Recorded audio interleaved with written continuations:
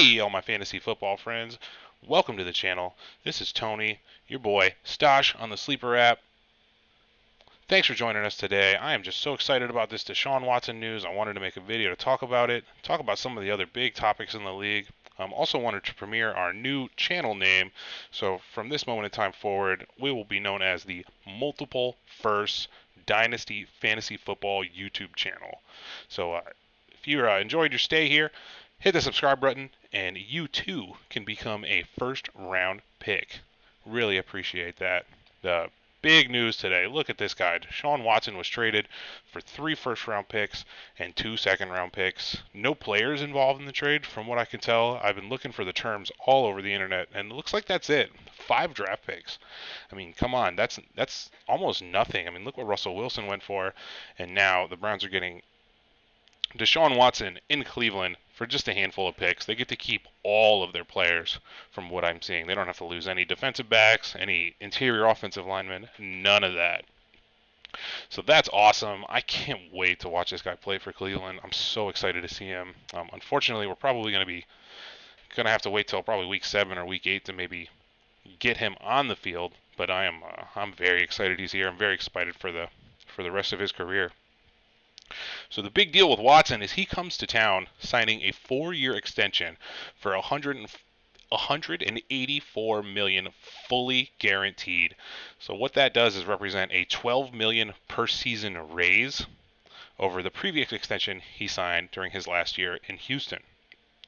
So that is just insane to me, and that's really going to be the focus of the video today. Is we're going to talk about contracts, because I think contracts are really important, and I think it's going to set the stage for what we're going to see in fantasy for the next couple seasons. But all of this guaranteed money going to Watson is a lot, and he hasn't even played a football game in the last 12 months. So what you're seeing here is just obscene leverage from talented quarterback. I mean, you can put nothing on the field for a year, just go back to previous tape, have these off-field issues, still be looking at a suspension, and command this much money for your team.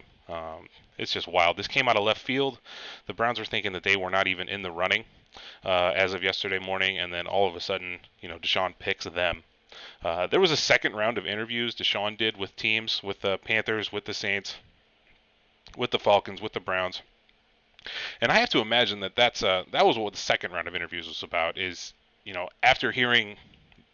after Watson hears pitches from the teams in his first round of interviews, he comes back to them and asks, how much money are you willing to put on the table for me in terms of fully guaranteed dollars?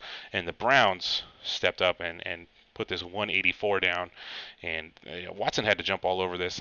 I think from a player perspective, from a football's perspective, the Browns were always the best possible landing spot for him. I mean, they had the best offensive line among these options, the best defense among these options, and really comparable weapons. I mean, especially after the Amari Cooper trade. I mean, I may take some flack for that. Feel free to let me know in the comments what you think about comparing those weapons.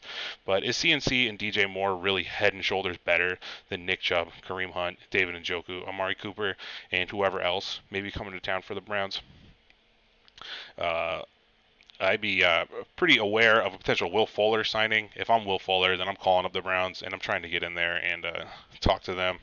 But this is just a crazy contract he signed, and I think he's worth it. I don't think there's any bad side to this for the Browns. I mean, unless he gets hurt. But his talent has just shined through. I don't really see any regression from a talent standpoint.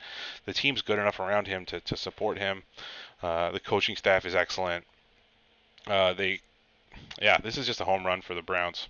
But leads the question: what are we thinking about Baker Mayfield now? So Baker, I think, kind of misplayed his position a little bit, and I also think the Browns misplayed their position as well. They were fully extended in terms of pursuing Deshaun Watson, and then they burned all bridges with their current quarterback, and they came out on top because they landed the player in Watson.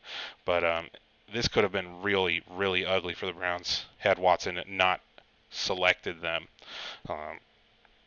So what's next for Mayfield? I think we're all linking him to Indianapolis as a trade. I think another trade candidate has to be the Seattle Seahawks. What I expect a trade to look like for Baker is you have Indy has the number 42 pick, and Seattle is sitting there with back-to-back picks at 40 and 41. If I'm the Browns and I get a trade offer in my inbox, to make a fantasy reference, for one of those 40-ish, number 40 overall picks, those second-round picks from any of those teams, I would just send Baker straight away for the number 42 pick in the draft to Indy, or the number 41 pick to Seattle, and be fine. Cut ties and let that be the end of it, and recoup some of the value you lost in acquiring Deshaun Watson. Still a good spot to land a receiver. I think that's what they would be thinking. The receiver class is very deep. You're going to see starting receivers drafted probably into the third round this year. And the Browns could definitely use one of those guys. You don't want to be going out there with Amari Cooper and Donovan Peoples-Jones as your two receivers to start the season. But yeah, Deshaun is looking at a suspension still, almost certainly, anywhere in the 4 to 8 games range. And the way to handle this, if you're a Watson owner or if you're drafting Watson in a startup, and I think he absolutely is a first-round startup pick right now, even with the suspension, even playing in Cleveland, which is a great home for him, guys. What you want to do is you want to put this guy, Case Keenum, on your watch list. He is under contract for the 2022 season, and unless they add someone, and they might, I expect Case Keenum to guide the Browns through the first part of the season and a Watson suspension. So if you're a Watson owner, if you get him in the first round of your draft, or the early second if he fell, you want to just pick up Case Keenum in like the 27th round or something. And you want to handcuff your QBs, especially your elite QBs.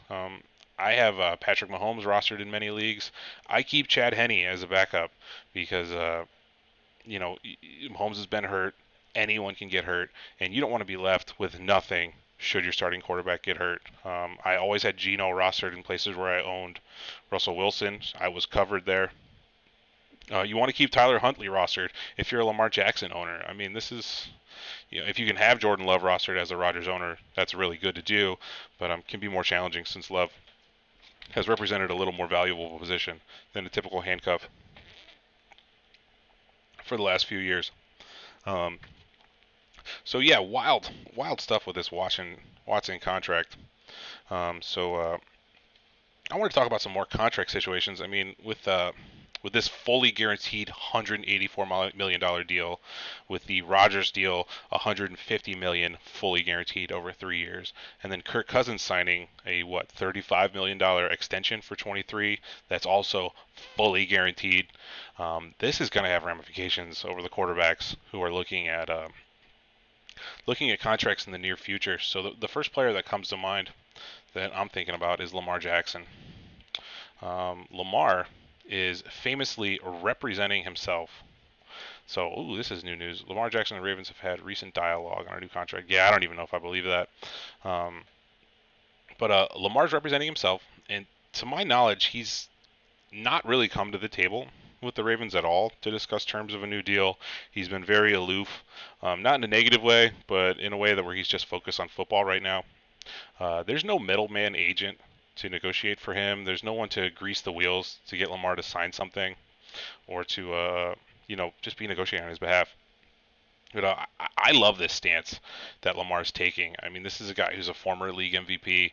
He's an elite talent, and as long as he stays healthy, he's going to put up insane numbers, both in the real NFL and for fantasy. So I think Lamar knows that he can play under his fifth-year option. He can possibly get tagged, and then have all the leverage here against the Ravens in a possible negotiation. As long as he plays well, and he should, because the entire Ravens organization is built for Lamar to succeed. When you think about it, like their whole offensive game plan, their whole offensive structure, their whole coaching staff, everything is there to support Lamar. So for Lamar to bet on himself and not be signing any sort of extension is really in his favor. So long as the organization is running properly, he's going to succeed. And so long as he's succeeding, he only stands to make more money on a contract. I don't expect Lamar to hold out, but I also don't expect him to sign a deal unless it's extremely lucrative. And that's really the tone that's been set by Rodgers and Cousins and Deshaun is, Lamar could be looking at 5 years, well over $200 million guaranteed fully, and that's the kind of contract he wants. And that's the kind of contract that the Ravens are honestly very scared of, to put that much guaranteed money in his pocket. So I think just by not negotiating with the Ravens at all, he's really exacting his leverage on this situation. It would behoove the Ravens right now to come out and put something on the table that Lamar wants to sign, to put an above market deal out there, because it only costs the Ravens more money over time to not extend this guy, and they do want him as their franchise quarterback. I mean, maybe we play the tag game, but he's 25 now. He'll play the tag. He'll play under his fifth-year option at be 26. He could get tagged twice and then be 28 and still have, 5 to 10 years of high-level elite football left in him. And he's going to want a mega deal with fully guaranteed money in it over the course of that time. And he could threaten them with hitting the open market. Yeah, I like the way Lamar's playing his hand right now. I think he's gonna rake in a lot of money here in the near future.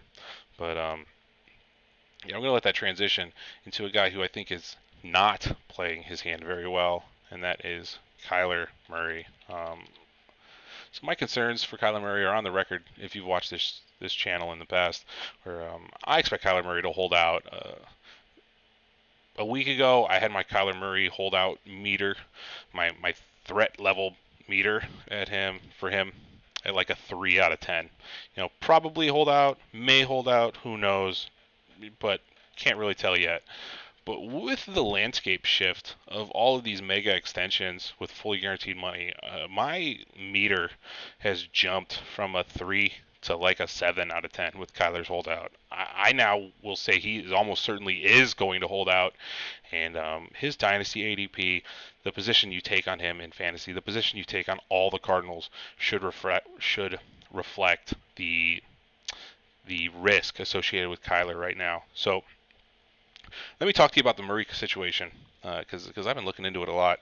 Kyler Murray only stands to make $11 million for this season, just a shade over. It's like 11.1, and he's looking out there at the landscape. He's seeing Deshaun getting $45 million a year, seeing Rodgers getting almost $50 million per year. Kirk Cousins, who is absolutely a lesser talent than him, is making 3 times as much money as he is, and it's all fully guaranteed. Yeah, Kyler's looking out there and he's seeing this, and he's seeing dollar signs in his eyes. He wants to get paid. He wants to put some sort of mega money deal, fully guaranteed, in play. And his agent is pressuring him to do the same thing. The agent is spearheading this, and Kyler is right along with it. This is a problem for the Cardinals. From the Cardinals' perspective, they have this guy under contract for his 4th year of his rookie deal next season, his 5th-year option the following year, and then 2 potential seasons of franchise tag. So if I'm the Cardinals GM, I'm thinking I have Kyler Murray, in theory, if not in practice, under contract for the next 4 seasons. I have him completely completely controlled, and Kyler doesn't like that, and I don't blame him. Kyler does not want to have the team hold that kind of leverage over him, so he's trying to exact some leverage back on them and say that, hey, I am the whole franchise, and you need to pay me a mega deal, or I'm not going to play for you for the upcoming season. And I think this is looking ugly, guys, and it's a lot worse because of the other extensions around the league. Yeah, there's no reason whatsoever for the Cardinals to pay him. None at all. They have him under control. He's been hurt a good bit. He missed 2 games last year, 3 games last season. They missed the playoffs. Yeah, he's done a lot. He's performed on the field, but he still has a lot more to show. I mean, I want to see Kyler Murray go out there and win a playoff game. But it's certainly in the Cardinals' best interest to have a lot more cap space so they can continue to build this roster out. And I think most importantly here is with the recent extensions that the GM and the coach signed, they both signed 5-year deals, so neither of them feel on the hot seat. They know that they could potentially lose a lot this year and keep their jobs. At least that's what the contracts dictate.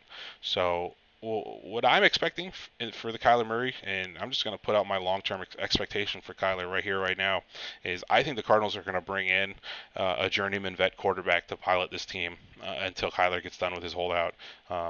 I think an Andy Dalton or Marcus Mariota is coming to Arizona, and that's your Week 1 starter, Cardinals fans.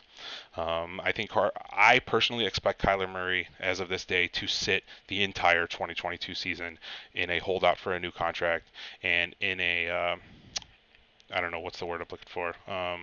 A frivolous holdout where he will not see any fruits from that. He's not happy about the $11 million he's getting, and I don't think he's going to get that $11 million because of the potential holdout. I would be very scared for Kyler, very scared for all of your Cardinals assets. I'd be looking to get off of Connor, get off of Hopkins, get off of Zach Ertz, and potentially trying to get a hold of a Mariota or a Dalton or a Jameis in the hopes that this guy comes in and signs a deal around that $11 million mark that Kyler's making, and then pilots the Cardinals. I think it really serves the coach and GM to just bring in a new guy and let that guy go out and do it, and maybe if Mariota were to come in and take the Cardinals to the playoffs, then that's a big indictment on Kyler's stance and a big plus for the GM and coach of the Cards, saying, hey, our system can get it done with a lesser QB. We do not have to pay you this amount of money. And you don't have the control that you think you do, Kyler. Kyler's size, it just tells me that he wants to get paid. He wants to cash out as much as he can now before a major injury hits him. He's on record saying he doesn't like to get hit. He cannot take the same beating that like a Carson Wentz takes or a Josh Allen takes. I mean, he just can't. He's not big enough. He will break. But my long-term outlook for Kyler Murray is a holdout that lasts through the entire 22 season, and then a trade this time next year to a Saints or a Cardinals or a Lions or someone like that. This whole Deshaun Watson saga we went through, there could be chapter 2 of this saga waiting for us with Kyler Murray in the 2023 season. So heads up, I just went from lukewarm on Kyler holding out to very, very hot. I don't think Kyler's playing for the Cardinals this year, guys. Let me know in the comments what you think. I mean, maybe it's crazy. Maybe they do. I don't think he gets extended ever. There's almost no way they give him one of these deals that we're seeing across the league, and I don't think he's going to play for $11 million this year. I mean, this is just ugly. There's a lot of tension on both sides. These are two trains pulling in opposite directions here. Yeah, that's a little bit of the quarterback news. Let's take a look at one of the major trades that was made. So Davante Adams was traded. I'm sure we all heard about this. So basically, if you haven't heard the terms, the Raiders are giving up their first and second round picks in this year's draft. That's like the number 22 pick and like the number 45 pick to get a hold of Davante Adams. And I love this for the Packers side. I definitely want Packers get first and second. But I love this for the Packers. They now hold 4 picks in the top 2 rounds. It's a great receiver draft class, and I'm thinking the Packers take a receiver in round 1, and they take a receiver in round 2. The Green Bay Packers will not be entering the season with just what they currently have in their roster in terms of pass catchers. You cannot win a championship with what they have around them.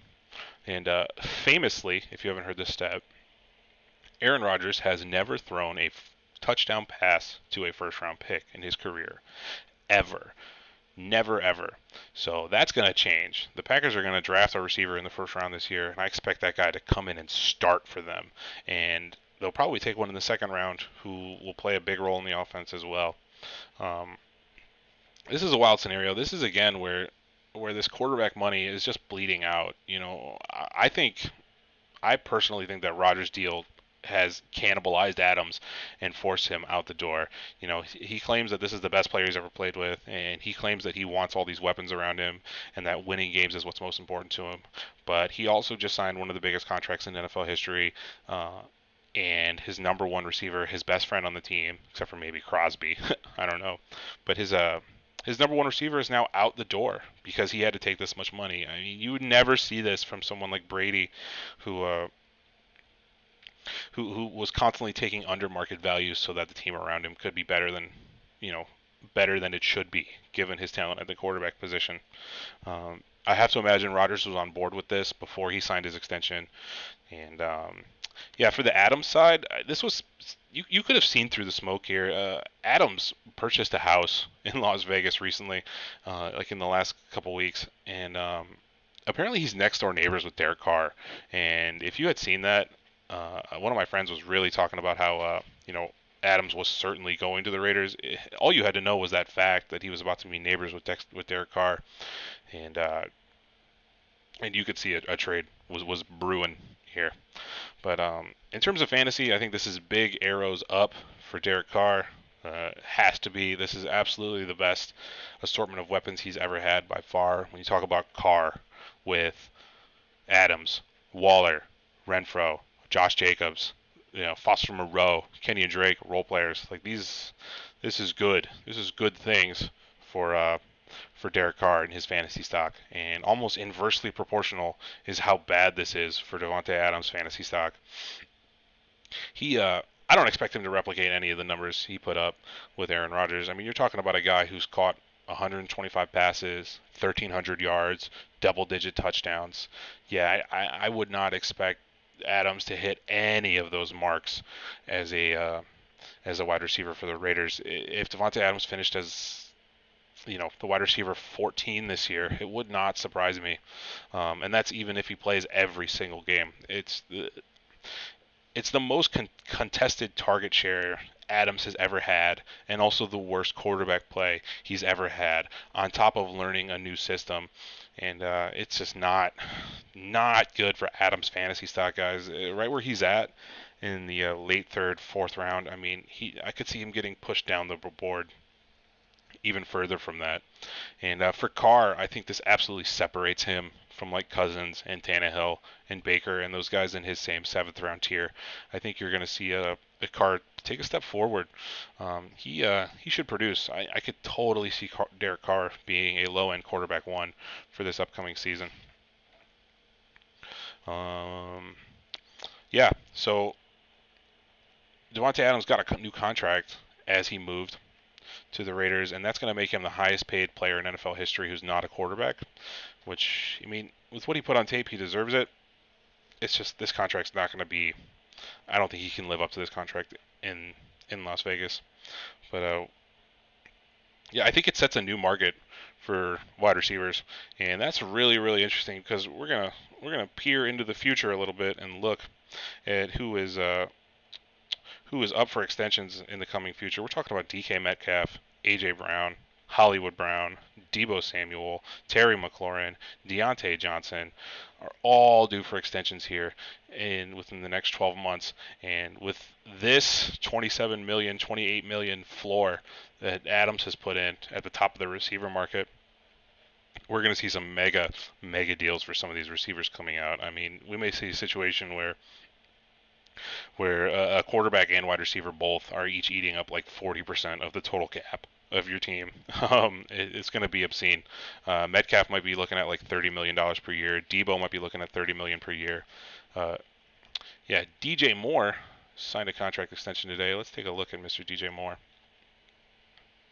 And I love this for the Panthers. They put 3 more years onto his deal, $60 million, and 40 of it is guaranteed. So what you're seeing here is the guaranteed money that the quarterbacks are seeing is now starting to bleed out into what is the next most important position on the football field, which is your number one wide receiver. $40 million is a lot to be guaranteed on a $60 million deal. 2/3 of it, that's heavy, and we're going to see high guaranteed money numbers on these Deebos and these Metcalfs and these McLaurins when they sign their extensions. It's going to be interesting to watch that next year. You're going to see a leapfrog scenario where McLaurin signs an extension and becomes the highest paid receiver in football, and then Metcalf signs one and leapfrogs him and becomes the new highest paid, and then AJ Brown leapfrogs him, and that's what you're going to see next offseason. Is you may see the highest paid receiver in football mantle being broken or being taken, passed around 3 or 4 or 5 times the next season. And then waiting in the wings, who's a year away from his big deal, his big extension, is CeeDee Lamb and Justin Jefferson. Both stand to make mega money in the 2024 offseason. There's, yeah, I can see a scenario where like a Justin Jefferson is making, there's like $35 million per year, and almost all of it's fully guaranteed with what he's done in the field. And that's just obscene money. Really, just insane. Juju Smith-Schuster is my next topic here. He signed with the Chiefs. He signed a one-year deal for $10 million, and I love this. I love this for Juju. I love this for the Chiefs. 10 million's pretty cheap given Juju's production profile. I mean, this is a guy who's had a 1,400-yard receiving season in the league, and I love this for Juju because, like we're talking about, all of these receivers who are going to go get paid. Um, he stands to take a bite at that same apple, assuming he plays well. So a one-year deal is commonly known as a prove-it deal. Juju's going to go out there and compete for the Chiefs' number 2 wide receiver spot, and I expect him to win that role, and then we'll see what he can do on the field. I love Juju because I think he's one of the best in the league at making a circus catch, making that crazy body contortionist wild catch in the back of the end zone or on the sideline. That's really Juju's forte. And Mahomes is a gunslinger with a very accurate, big time arm. So when you put these two things together, it's going to be hard to defend. It should be really interesting, really fun to watch the Kansas City Chiefs and watch Juju get out there and be working against one-on-one coverage because teams are doubling Hill and they're doubling Kelsey. And I think Juju should eat for fantasy. I'm not sure what his ADP is right now. I think it's like ninth round. He should take a nice jump up from that spot and be like a, I don't know, 6th, 7th round pick. Juju's a buy right now in Dynasty. I think this was a great landing spot for him, and it's great for the Chiefs. Can't really bump Mahomes up any higher, but yeah, very good for Juju. I'm gonna wind it down here, trying to keep my videos a little shorter. But basically, the takeaways here are the arrows are pointing up for Amari Cooper, Andy Browns, Deshaun Watson, arrow straight up, Derek Carr, Juju Smith-Schuster, DJ Moore with his extension. That's an arrow up type maneuver. And then I have the fallers of really the news for the last 2 days are Baker Mayfield is a faller. Until he gets traded and we know where he is, he's going to keep slipping down draft boards. Kyler Murray is a mega faller. I'm out on Murray. I wouldn't take him. I wouldn't take Kyler Murray with a 2nd round startup pick. I wouldn't. Give me Matt Stafford. Give me Russell Wilson over Kyler Murray. Give me Justin Fields over Kyler Murray. Give me Aaron Rodgers over Kyler Murray to start my fantasy team. And those are 3rd round pick guys that we're talking about now. So I'm not really doing anything with Kyler for my money. All the Cardinals pass catchers are by extension fallers here. Derek Carr, big riser. Davante Adams, faller. And yeah, I think that wraps it up, guys. Thanks for tuning in here. If you stayed with me, kept it short-ish, under 30 minutes. Hit that like button, hit that subscribe button, leave me a comment, and you too can be a 1st round pick. Thank you so much, guys.